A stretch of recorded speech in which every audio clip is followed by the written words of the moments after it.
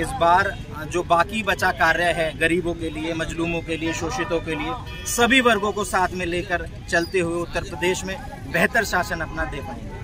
नहीं, उन्होंने उसके लिए कुछ नहीं किया। वो बिल्कुल झूठ और आडंबर की राजनीति करते हैं। वो केवल और क्या है, मंदिर और मस्जिद की लड़ाई का काम करना चाहते हैं और सारनाथ में उन्होंने कुछ नहीं किया।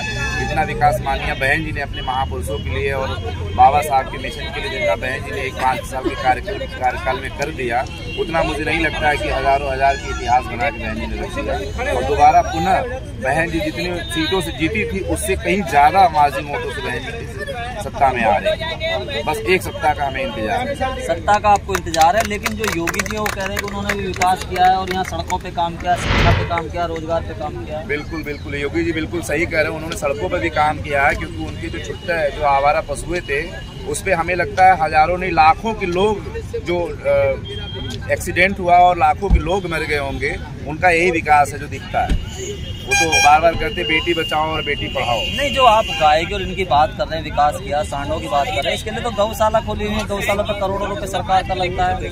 वो केवल सरकार का पैसा सरकार के आदमियों के पास ही चला जाता है। और गौशालाओं की स्थिति इतनी है कि अगर एक सप्ताह छोड़ दो तो गाय भी मर जाती है। इसीलिए वो सड़क पे ही अपना रहती है, दूसरों का जितनी भी खेती होती है उसी के आधार को उसी को खाती हैं, उसी को रहती हैं। जो आपने गाय के सांडों की बात की, उसमें भी मोदी जी का स्टेटमेंट आया था कि उनके लिए भी अब जो गोबर करते हैं, जो घूम रहे हैं, उनकी सुरक्षा करेंगे और जो उनकी गाय गोबर है उसका भी इस्तेमाल करेंगे। वो इस पे क्या कहना है?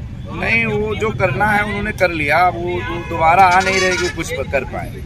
अब तो बहन जी जो करना है वो बहन जी ही करेंगी। बहन जी सर्व समाज की नेता है और बहन जी ने इतिहास बनाया। और आज बहन जी इस बनास की नगरी में सबसे संकल्प लेके गई है, जो वो संकल्प बस 2 दिन के बाद पूरा हो जाएगा, जैसे 7 तारीख को अंतिम चरण का चुनाव। जो अखिलेश यादव हैं, जयंत चौधरी, उनका गठबंधन है, उसे भी मजबूत बताते हैं उत्तर प्रदेश में? नहीं, पश्चिमी उत्तर प्रदेश में पूरी तरीके से वो लोग फेल हैं। और पश्चिमी उत्तर प्रदेश में जैसे ही 2 चरण का चुनाव समाप्त हुआ, जहां मीडिया एक बार बोलना नहीं पसंद करती थी और मीडिया खोल कर बोलना भी शुरू कर दी, और तो और हमारे देश के गृह मंत्री तक भी बोल दिए और देश की सबसे बड़ी पार्टी बीजेपी की पार्टी के राष्ट्रीय अध्यक्ष भी बोल दिए कि बीएसपी का जो वोट बैंक है वो बहन जी के साथ नहीं है। और जैसे ही हम 23% वोट को अगर हम 4 से 5% में कन्वर्ट कर दिए तो उससे बड़ी जीत हमें हासिल हो जाएगी। लेकिन कहीं ना कहीं ये लगता है कि जो कह रहे हैं अमित शाह भी बोल दिए हैं, कुछ लोग कह रहे हैं कि बहन जी डरी हुई है अमित शाह से। नहीं, ऐसा कुछ नहीं है। बहन जी किसी से नहीं आज तक डरी है।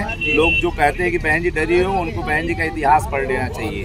कि एक बार जब चुनाव हुआ था 89 में, तो बहन जी डीएम को भी मार दी थी और इसी नैनी जेल में बहन जी आके बंद थी 6 महीने जेल। तो बहन जी जिनको लोग जो कहते हैं बहन जी किसी से डरती नहीं। एक युवा नेता चंद्रशेखर रावण, वो तो कहते हैं कि बहन जी सड़कों पे नहीं आती हैं। युवा भी कुछ कहते हैं इस तरह। अगर युवा नेता है चंद्रशेखर, तो उनसे पूछिए कि आज लाखों लाख की भीड़ देख लेंगे। ठीक है, चंद्रशेखर को इससे ज्यादा हम क्या बताएं, वो भी हमारे समाज के नेता हैं। समाज के लोग कहते हैं कि बहन जी सड़कों पे नहीं आती, बहन जी कुछ नहीं बोलती। इस बारे में आपका क्या कहना है? बहन जी जब सड़कों पे आ जाएगी तो अपने लोग अपनी देवी को देख के इतना ज्यादा खुश हो जाते, एक्साइटेड हो जाएगी कि आज भी मंच टूटने का नौबत आ गया था।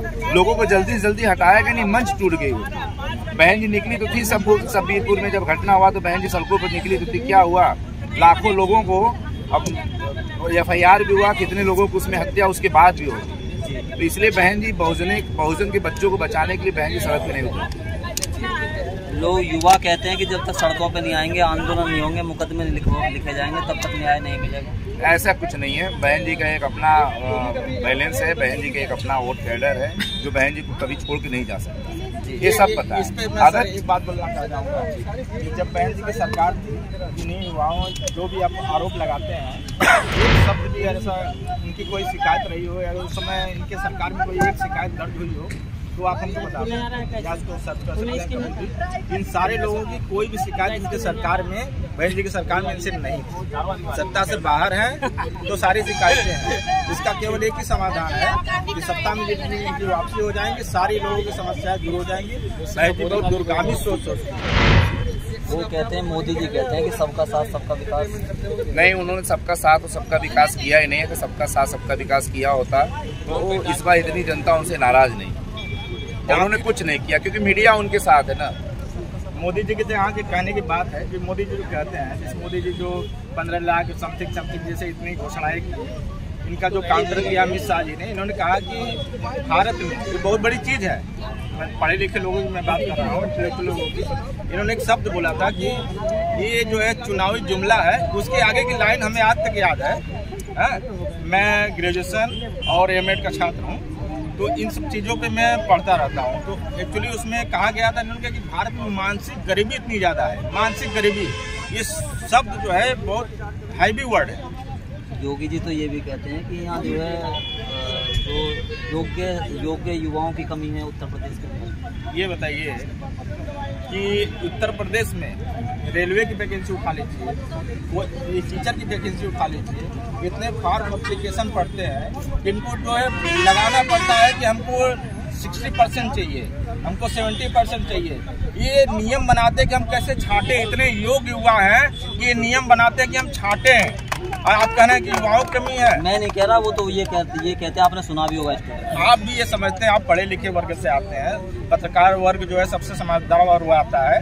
आप समझिए कि इतने युवा हैं कि उनको नियम बनाना पड़ता है कि 60% क्राइटेरिया रखो, इसके ऊपर का छाड़ दो, इसके नीचे का छाड़ दो। 60% में भी इतने युवा हैं, इनके जो वैकेंसी मान लीजिए 69,000 आई थी, समझिए उसमें भी जो क्वालिफाइंग करने वाले थे छात्र जो 2.5 लाख के ऊपर थे। 60% में 3 फेज एग्जाम करा के आप 2.5 लाख युवा पाते हैं, फिर भी 69,000 आप वैकेंसी नहीं भर पाते हैं। इसके बाद भी आप ये कहते हैं कि युवाओं की कमी है। करोड़ों करोड़ों फार्म भरते हैं, फार्म का जितना पैसा आता है आप उसको कलेक्ट करेंगे, जितना फार्म का पैसा आता है 69,000 टीचरों की भर्ती करके पूरे आजीवन उनकी तनख्वाह को आप बांट सकते हैं। योगी जी कह रहे हैं कि जो गुंडे हैं वो यूपी छोड़ के जा चुके हैं और उन्होंने बुलडोजर चलवाने का जो है गुंडों के घरों पे काम किया। नहीं, उन्होंने ऐसे लोगों का ही घर तोड़ा है या जेल में डालने काम किया है जो वाकई अपराधी टाइप के थे, और उसमें कुछ वैसे भी इनोसेंट थे जो ओबीसी समाज से थे, मुस्लिम समाज से थे, जो उनको कभी उनका वोट बैंक नहीं रहा, जो उनके विपक्ष में हमेशा रहे, उन्हीं के साथ उन्होंने ऐसी कार्रवाई की। सारा कदम राजनीतिक उद्देश्य के प्रतिपूर्ति करने के लिए उठाया गया था। जैसे जेल में भी हत्या हुई, ये इतिहास में माना जाए जेल सबसे सुरक्षित माना जाता है, जो कि जैसे जिला जेल हुआ, ये जो है यूपी गवर्नमेंट के अधिकार में आता है। अगर जेल में हत्या होती है तो बहुत बड़ा ये कानून का फेलियर माना जाएगा।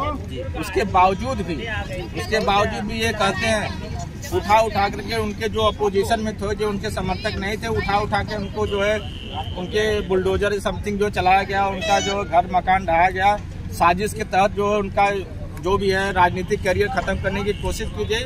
वो अपने कुछ तथाकथित लोगों को संतुष्ट करने के लिए ऐसा किया गया। जी, जो योगी जी हैं वो कहते हैं कि जो है जो जब 2000 अभी 10 तारीख के बाद 10 मार्च के बाद आएंगे, यहाँ से गुंडे जो है जो छोड़ के भाग जाएंगे उत्तर प्रदेश से।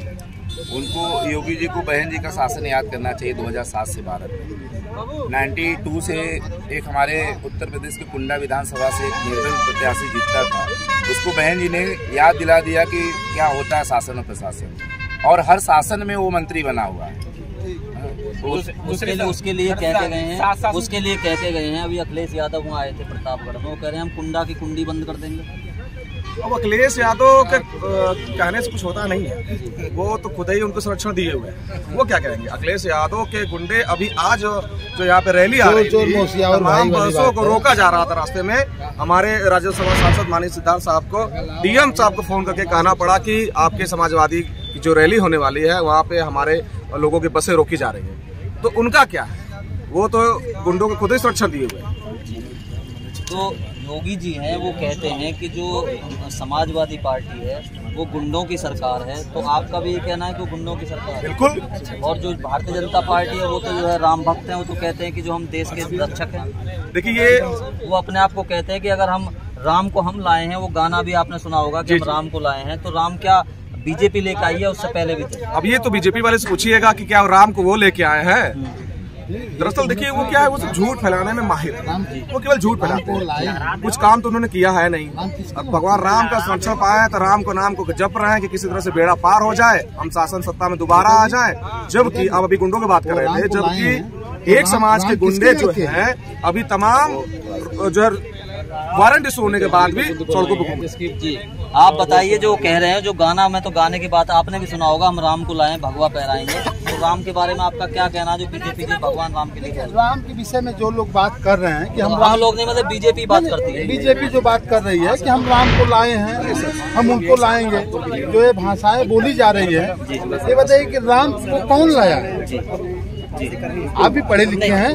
नहीं सर, मेरी बात सुनिए, आप भी पढ़े लिखे हैं, सब लोग पढ़े लिखे हैं, बुद्धिजीवी लोग हैं। राम को कौन लाया? राम किसके पुत्र हैं?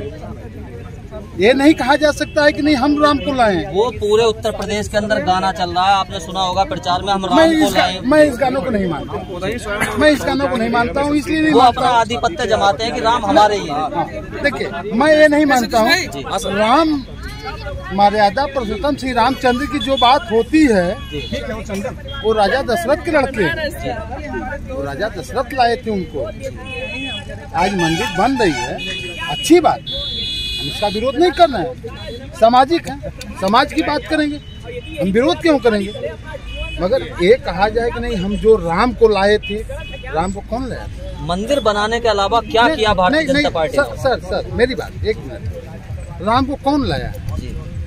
राम राजा दशरथ जी के पुत्र हैं, और उनके विषय में इस ढंग की टिप्पणी और इस ढंग का गाना ये अच्छी बात नहीं।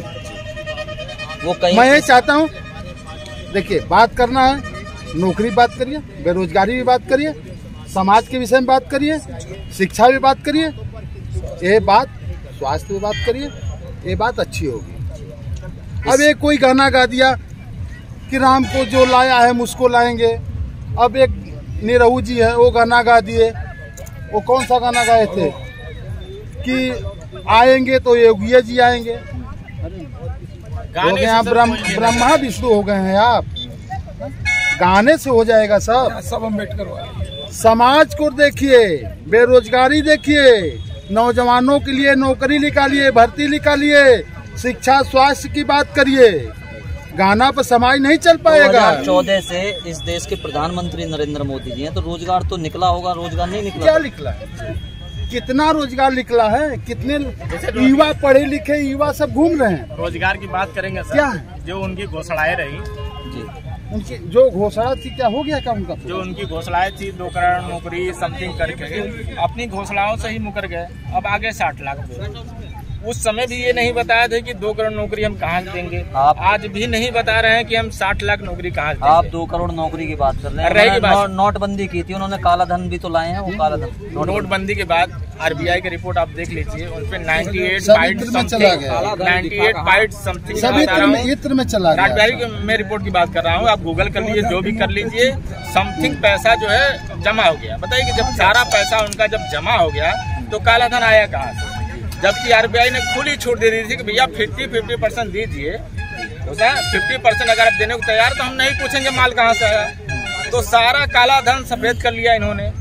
मैं बता दूं कि नोटबंदी का पैसा इनके पास इतना है कि अगर सत्ते में आज 50 साल भी न रहे, इनके पास पैसे की कमी कोई नहीं होगी। तो नोटबंदी सबके लिए जो है हो रहा होगा कि सब लोग अपने गर्त में चले गए हैं, रियल एस्टेट। ये पैसे का करेंगे क्या? उनके क्या नाम है, योगी जी के बच्चे नहीं है, मोदी जी के बच्चे नहीं, पैसे का करेंगे?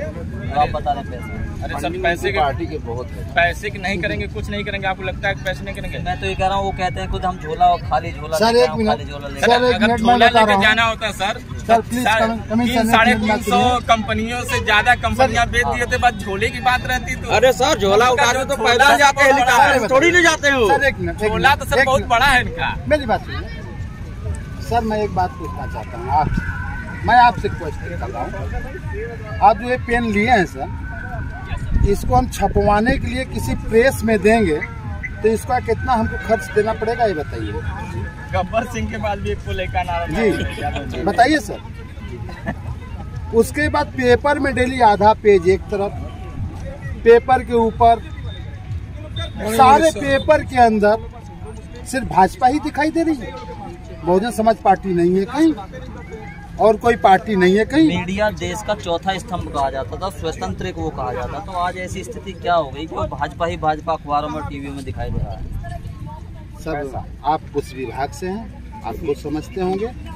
आप ऐसे नहीं कि अनपढ़ है। सारी की सारी मीडिया ठीक बिकी है हुई है। सर, बिल्कुल नहीं देखिए मैं आरोप नहीं लगा सकता, मगर आप कुछ समझदार हैं सर, आप इस बात को समझते होंगे, आप खुद बताएंगे कि इसमें क्या स्थिति है, क्या परिस्थिति है। मगर जो मैं कह रहा हूँ सर, यही बहुजन समाज पार्टी का जो आज कार्यक्रम हुआ है, एक पेज पे पूरा नहीं निकलेगा, छोटा सा कहीं निकल जाएगा कि बहुजन समाज पार्टी का एक कार्यक्रम संदाहा में हुआ है शिवपुर विधानसभा के अंतर्गत एक मंडल का, ठीक है सर।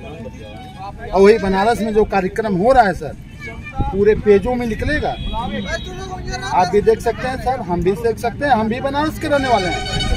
अब बहुत ज्यादा बोलेंगे तो कहीं ना कहीं हमको जाना पड़ेगा। हो सकता है कि कार्यक्रम की एक घटना की मैं बता दूं, जैसे वहाँ पे भी एक आदमी की अगर कुछ घटना हो गया, कुछ कैजुअलिटी हो गई, मोदी जी ने किसी का पैर छू लिया समथिंग करके, तो उसको इतना बड़ा हाईलाइट बना के सबसे बड़ी खबर करके इतना चलाया जाएगा। एक आदमी की बात कर रहा हूँ, ये इतनी जो भीड़ थी, मैं बता दूं कि हम लोग सर्वे कर रहे थे, लोग बाहर थे, अभी बाहर से आए, जाम मतवा रहे थे, तो एक जो है 85 साल की जो है दादी अम्मा थी, बिना चप्पल की थी। उन्होंने मायावती जबकि चली गई थी, उनसे कह दिए हम लोग गलती से कि भी मायावती बहन जी हैं, तो वो जो वहाँ से पैदल चली, यहाँ से जो 4 किलोमीटर दूर पे पैदल चलती, हम लोग रोकते रह गए, नहीं रुकी। तो ऐसी जो घटनाएं हैं ना, उनकी एक घटती है तो यहाँ लाखों घटती है, लेकिन सब कुछ आ जाता है कि कवर कौन करेगा, क्योंकि जो बहुजन मीडिया है, बहुजन में मीडिया वाले भी कुछ है, वो उतने फाइनेंशियली मजबूत है। जो आप कहें कि जो गुड़ गाने वाले हैं, मीडिया क्यों यही दिखाती है,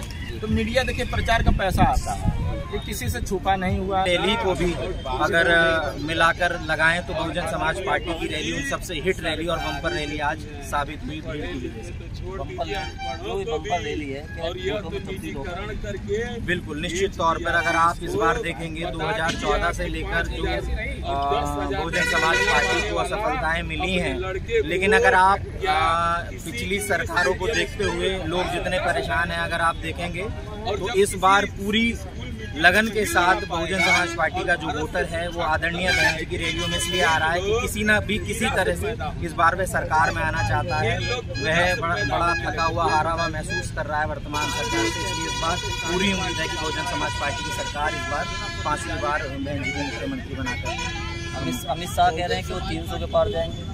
देखिए कोई 300 के पार जाए, कोई 400 के पार जाए, लेकिन अगर ज़मीनी रूप से आप देखेंगे तो भारतीय जनता पार्टी की स्थिति इतनी बेकार है कि अगर कोविड के तहत बहुत सारी फाउंडेशंस ना लगाई जाती तो वह अगर 30 भी पार कर देते तो बहुत बड़ी बात। तो आपको क्या लग रहा है उत्तर प्रदेश में अगर ज़मीनी हकीकत आप देखेंगे बहुजन समाज पार्टी की, तो मैं नंबर के तौर पर तो नहीं कहता, लेकिन यह कहना चाहूँगा कि बसपा इस बार 2007 से 12 की तरह इस बार पूर्ण बहुमत से अपनी सरकार बनाने में कामयाब। आप मेरठ मंडल के प्रभारी हैं, मेरठ मंडल में जो है शायद 9 जिले 6 जिले आते हैं, तो 6 जिलों में आपकी जो विधानसभा वहाँ पे आप कितनी सीटें आप? मेरठ मंडल भी एक पश्चिम उत्तर प्रदेश का महत्वपूर्ण मंडल माना जाता है, और अगर आप जिले के तौर पर देखेंगे तो जैसे इससे पहले जो चुनाव हुए थे नगर निगम के चुनाव, उसमें पश्चिम उत्तर प्रदेश में मेरठ मंडल सबसे ज़्यादा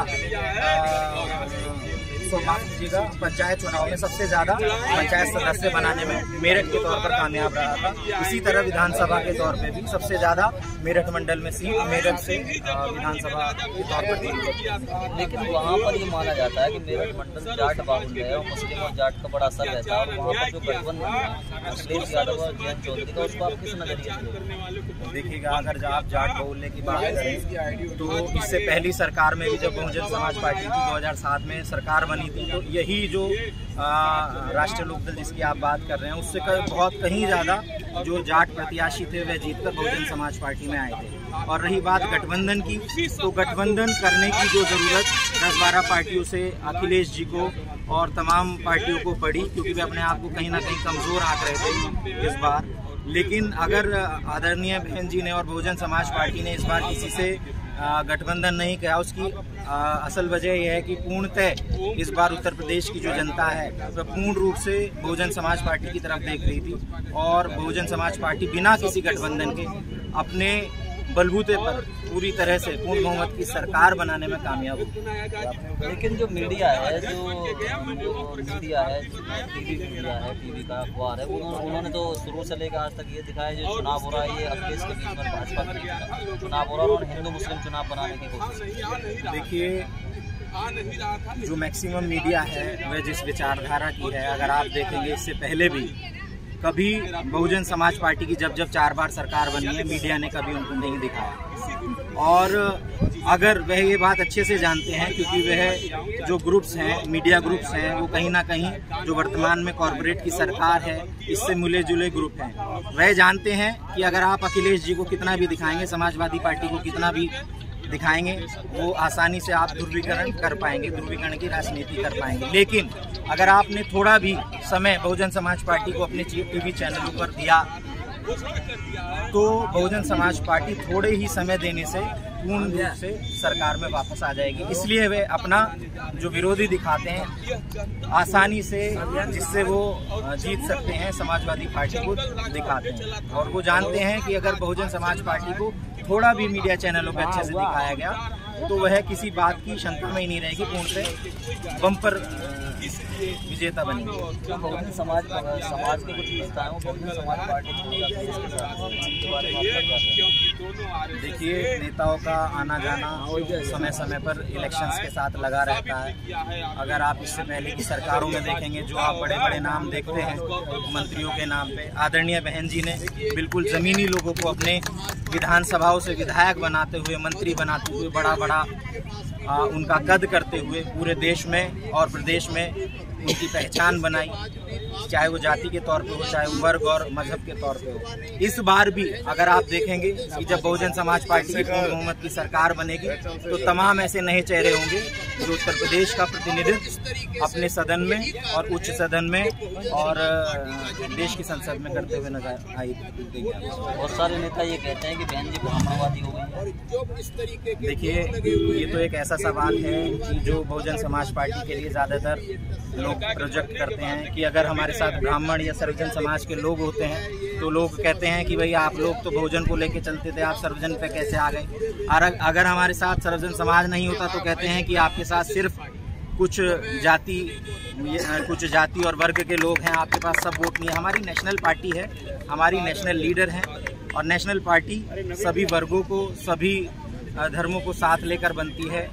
तो हमारी नेशनल पार्टी के तौर पर हमारे साथ सभी हैं और सभी हमारी सरकार बनाने में पूरा सहयोग कर रहे हैं। तो आप कितनी सीटें लेकर आ रहे हैं उत्तर प्रदेश में और सरकार बनाने में आपकी क्या भूमिका रहेगी? हम लोग पूरा अनुमान है कि हम लोग पूर्ण बहुमत से निसंदेह सरकार बनाने जा रहे हैं। और भूमिका के तौर पर अगर आप कहेंगे तो जो बहन जी के कार्यकाल में जितना केंद्र सरकार अपने कार्यकाल में नहीं कर पाई, प्रदेश सरकार अपने कार्यकाल में नहीं कर पाई, वह बहन जी ने 2007 से 12 की सरकार में करके दिखाया, उससे अधिक काम करके दिखाया। आने वाली जो सरकार होगी 22 से, वह उसमें बहन जी सबसे पहले लोगों को रोजगार के लिए, नौजवानों को रोजगार के लिए और देश में, प्रदेश में लॉ एंड ऑर्डर को बनाकर रखते हुए सभी डेवलपमेंट को पूरे प्रदेश में करते हुए इस बार जो बाकी बचा कार्य है गरीबों के लिए, मजलूमों के लिए, शोषितों के लिए, सभी वर्गों को साथ में लेकर चलते हुए उत्तर प्रदेश में बेहतर शासन अपना दे पाएंगे। अगर आपने अभी तक हमारा चैनल सब्सक्राइब नहीं किया है तो सब्सक्राइब करें और घंटी का बटन बिल्कुल भी दबाना ना भूलें ताकि सभी लेटेस्ट खबरें पहुंच सकें आप पे सबसे पहले।